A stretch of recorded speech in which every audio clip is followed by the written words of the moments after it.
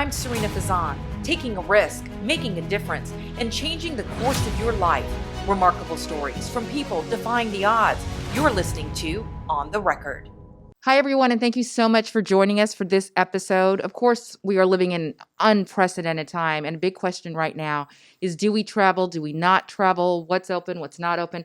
Who better to ask than the CEO of Visit Tampa Bay, Santiago Corrada? Thank you so much for being here today with us.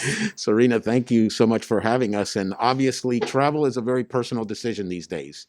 You know, I'm so glad we're wearing masks because we're constantly marketing our destination as a place where you can travel and feel safe. You know, we're serious about safety precautions and health. But again, it's a very personal decision. Some people are more risk averse than others. They're willing to get in the car and drive and go on a vacation. Now we call those drive markets. Or they're more willing to get on an airplane. And I can tell you the airlines have done an incredible job of ensuring safety on their planes. I've flown during the pandemic, and I can tell you firsthand that the HEPA filters that are being used on the airplanes, the distancing that they're trying to create, you know, obviously all of the staff wear masks on the flights, and all of the passengers are required to wear masks on the flight. So I can tell you that as far as safety, I think the safety factors are there, but it's a very personal decision. And we're actually seeing people now more willing to travel, and we're starting to see it even during these surges of the pandemic. So, because travel to Tampa decreased, as it did across the nation, significantly. So you are seeing an increase, though. Yeah, absolutely. I mean, we've been setting records for years and for months. In fact, just in February of this year of 2020, hotel occupancy in Hillsborough County was 87.8%. And if you think about that, that's almost 9 out of every 10 hotel rooms were being occupied in Hillsborough County during February. Then the pandemic hit. March, we dropped to 50% occupancy. April, we were down to 22% occupancy, and now we've seen a very steady increase, and right now we're hovering around 50% occupancy. And that's pretty good when you think about all the things that are still missing from the tourism puzzle. We have very few, if any, international travelers. So many borders are closed. So if they were to be here, that would increase that occupancy. You know, big conventions, big events, meetings, those have been stopped, or they're very far and few in between. So if those were back, we'd be seeing higher occupancy. And then we have other things that have affected it. Cruise ship passengers, you know, the cruise ships not sailing out of Tampa, as well as, you know, some of the domestic restrictions on travel. So I think, you know, we're doing fairly well under the conditions that we're under. So with the hotels, talk about the hotels. So hotels are open.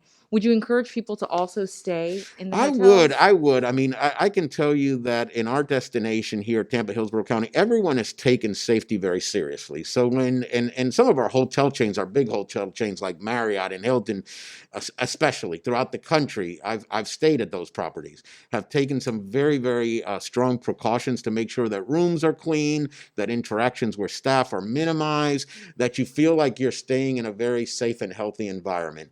You know, I've encouraged travel. I've done it myself. But I would say even for our locals, you know, please remember that there are so many jobs tied to tourism. So when we actually stay in a hotel, you know, we're providing a job for a lot of people in that hotel that are our neighbors. These are not outsiders. These are people who live in our community. When you go out and you eat at a restaurant or you shop at local retail, those are tourism things. When you go to the aquarium or the zoo or Busch Gardens, those are local businesses that have our locals working at those. And then again, you're supporting those jobs and you're contributing to the tax associated with those expenditures. There's a sales tax, there's an education tax, there's a transportation tax. Anytime a visitor or our local takes advantage of these local businesses, we're contributing to our quality of life here. Well, what big decisions that you have had to make along with city leaders? Because right now, the big decision came out that Gasparilla would be postponed. Right? Until April. Yeah, until April, sure. So what went into that? Well, you know, we weren't involved in the decision, but I think it's a really great decision. You know, there's so much talk of a vaccine and treatment and maybe things normalizing or stabilizing, you know, as early as April. So I think postponing some events where you can, instead of canceling them outright, I think is the right thing to do. But there's been, you know, such great coordination in our community between the city and the county and the attractions and the hotels hotels and hospitality. I can tell you that you don't see that everywhere. And we're very fortunate that we talk to each other here and we communicate about, the greater good and the greater impact. And I can tell you that, hotels being open, the convention center staying open, a lot of those tourism assets has helped that industry through a very dark time. And it has been, a very, very dark time. We try to stay positive about it. But, a lot of our neighbors, a lot of our family members have lost jobs during this pandemic. And the sooner we can get the economy back to what we're used to, the sooner all of those people can get back to work and they can lead a great quality of life here in Hillsborough County. And I assume that you were part of the decision making because of that wonderful communication that you do have with the city and the county. All of us, we're so blessed to live in a community where we all work so well together. Well, we have such great organizations that run the events. So when you talk about the Mystic Crew of Gasparilla, Event Fest that put on that event, they do their research, they understand the circumstances, they're talking to city and county government.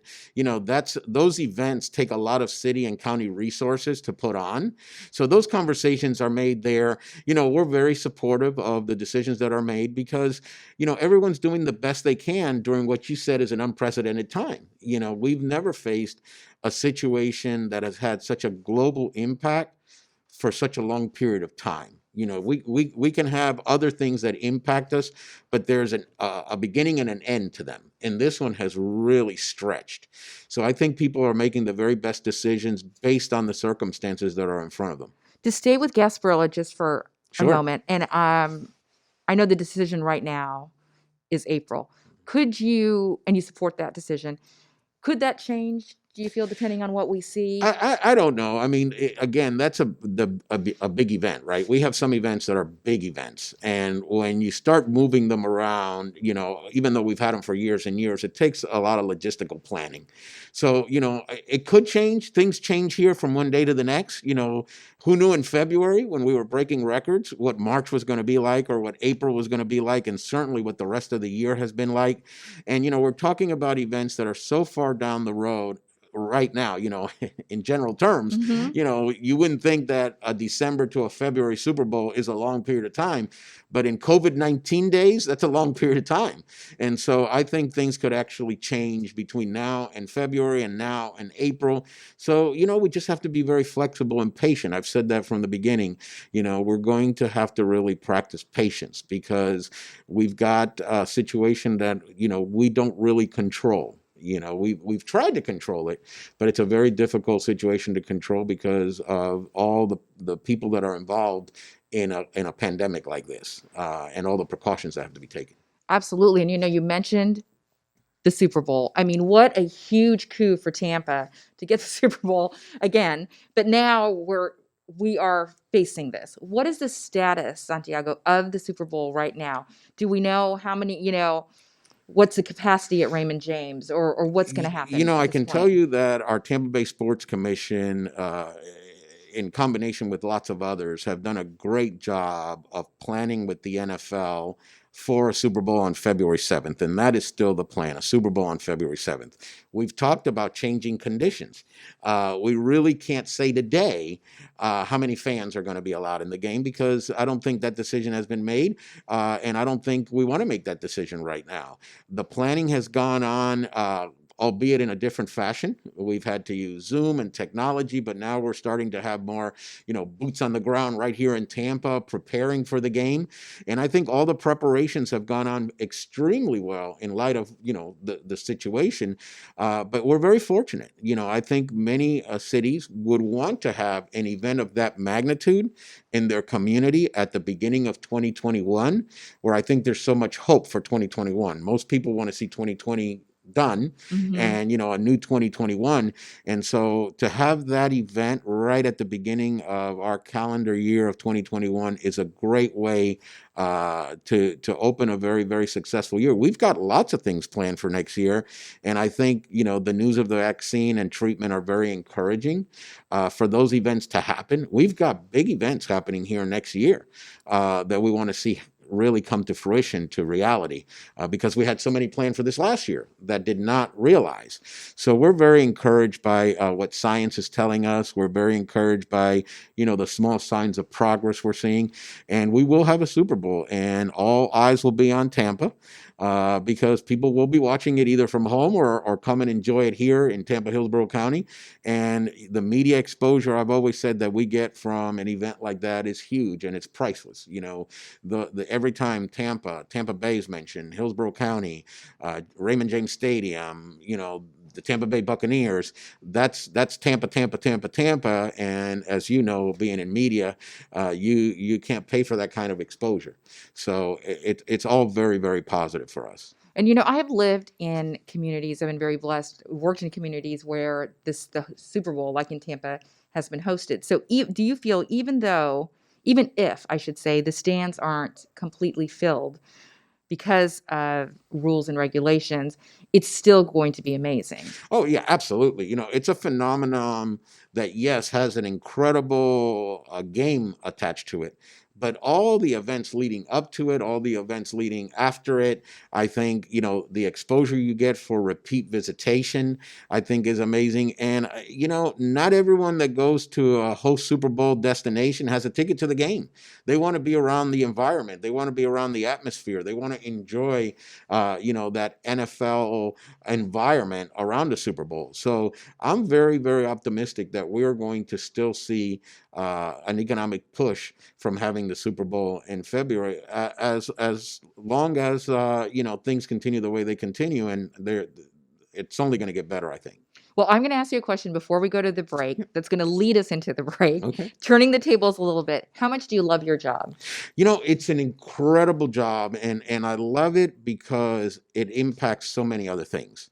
So the fact that, we can drive visitation and share this great community with the world, and that spurs the economy. The more visitors we have, the more hotels we need. The more hotels we need, the more restaurants we need. Those assets, hotels, restaurants, attractions, pay property taxes that then help us here locally. Those visitors contribute to our tax base that also helps us locally. So when you think about the tentacles and the reach of the hospitality industry, what we do has a major impact on a lot of lives, and we take that responsibility very seriously. And what's not to love about Tampa, Hillsborough County to sell that product? I mean, it's a great product to sell. Well, we're going to go to a break, but I can't wait to share the story with how Santiago ended up as a CEO of Visit Tampa Bay, or a CEO of, an agency like this. I mean, your road is very interesting to your journey. So we'll be right back. I'm Sarina Fazan. I don't know about you, but there are not enough hours in the day. Well, thanks to Zips, one less task on my to-do list. For only $3.49 per garment, they actually pick up my dry cleaning and drop it off. I get it the very next day. Just give them a call.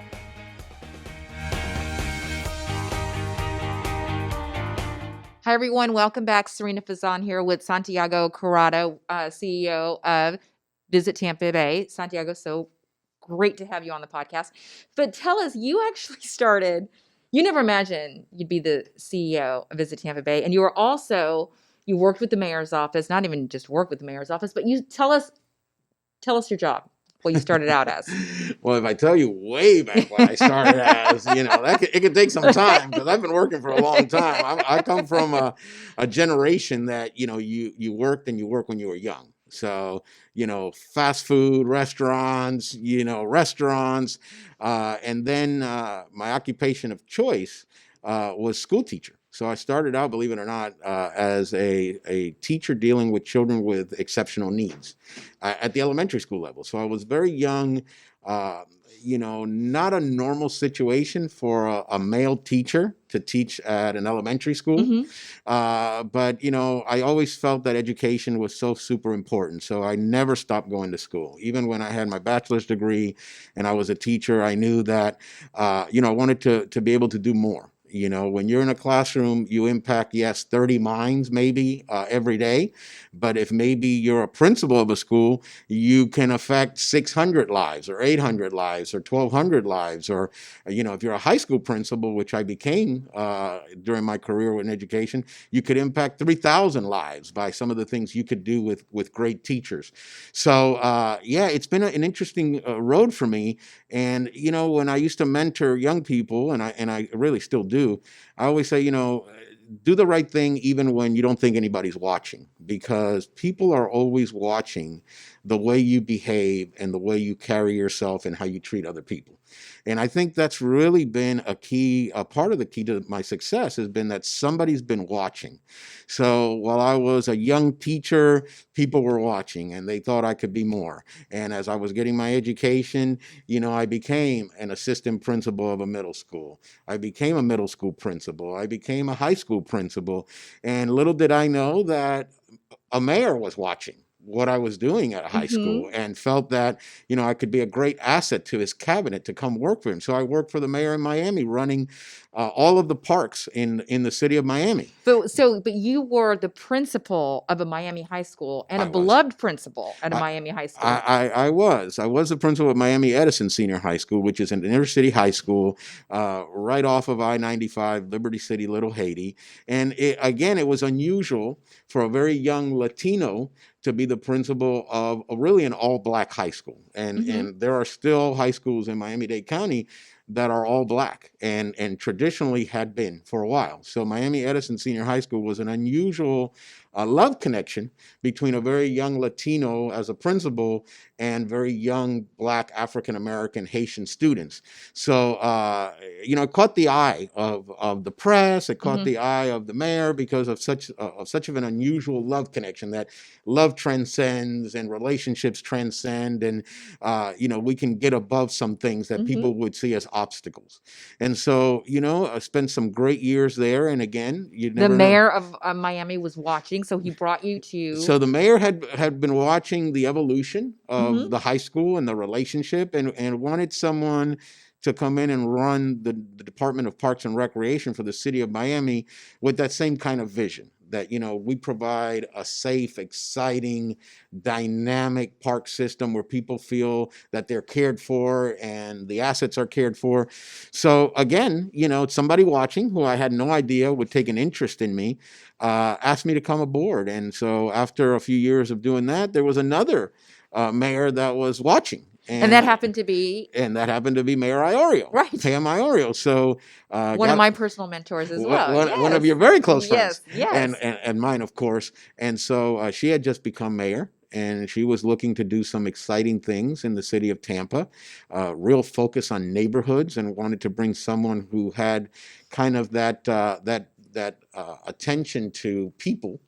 And recruited me to come to Tampa, and I became the neighborhood services administrator for the city. And she really exposed me to so many different sides of city government. So while working for her, I had neighborhood and community relations, community affairs, parks and rec, code enforcement, business tax, clean city, convention center, the arts. I mean, you know, at one point in time, my title was so long, you take a few days to recite the title.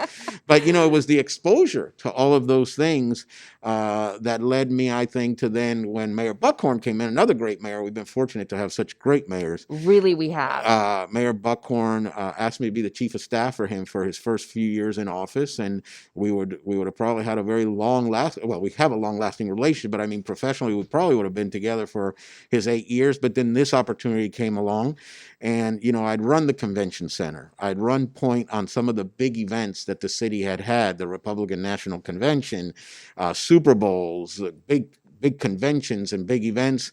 And so this was a natural flow for me. And I'd known the staff at back then Tampa Bay and Company. Now we're Visit Tampa Bay, and just a great team there. And some of the things we've been able to do together, you know, have caught the attention of not only the country but the world, because now that name Tampa resonates.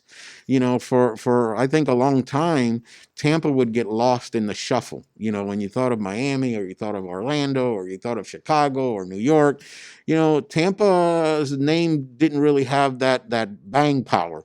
And I think over the last so many years, with the great things that have happened here in the city and the county, and our ability to market and talk about those things has really led to where we are. And so very, very fortunate and grateful because some great folks have been looking out for me. Well, we're so grateful to have you, but it shows that through the years of your career, it's really prepared you. You had many exciting jobs. And also you talked about it is sometimes who is watching. I tell my interns here all the time, it's the connections, right? Yeah. Santiago, we make along the way. It's the way we present ourselves. So what advice would you have? And I know you've given a lot already, but if you were speaking directly to young men, young women out there with aspiring dreams, what advice would you have for them? You know, and the older you get, the more philosophical you get. And I think the older you get, the more experiences you have under your belt, and you can really look back. You know, I was always taught that no one owes you anything. You work hard, and you get what you get based on your own merits. And I think that's really important. I think, you know, some people think they're entitled for whatever reason that they should have a shortcut or something should be given to them. In our household, that wasn't ever the idea. The idea was you work hard, you get an education, you keep getting better and better and better. So first and foremost, you know, you work hard and you don't expect any shortcuts. Secondly, I would say, and you know, it's funny because I have a master's degree, I'm a dissertation short of a doctorate degree, and most of the lessons that are important are the lessons that maybe you learn at home. The next one, you know, treat people the way you want to be treated, and behave towards others the way you want to be handled. So I think that's really, really important, that you treat others the way you want to be treated. And then, you know, finally, you know, life isn't fair. I mean, you know, people think, oh, life has to be fair. No, there are lots of things that aren't fair, and you just have to work through those things. And so I think those are all critically important. And I think, you know, you never know who's watching. And I always tell them, you know, it's so easy to do the right thing when everybody's watching, but can you do the right thing when nobody's watching? And I think that's also critically important. So I think if you live by some of those rules, and I know, you know, it's hard to do that, I think the outcome may be different than what you expected. What wonderful, inspiring words from a very inspiring man. Oh, thank you. Truly, we are so blessed to have you. Thank you. Thank you so much, Santiago, for joining us for My this pleasure. episode. You can follow the City of Tampa, visit Tampa Bay on all social media platforms, as well as myself. Again, thank you, everyone, so much for your support. Stay safe and stay healthy out there.